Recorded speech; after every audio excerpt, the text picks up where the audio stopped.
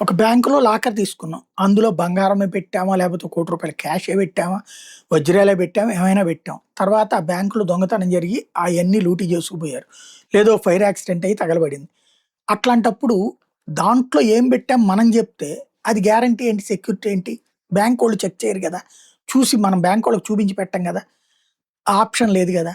కాబట్టి ఏంటి అంటే, అది ఏమి చెయ్యలేము అని చెప్తున్నది కేంద్ర ఆర్థిక శాఖ మంత్రి నిర్మలా సీతారామన్ గూడా. అందుకే లాకర్‌లో దాచిన వస్తువులు బ్యాంక్ అధికారులు చూడరు.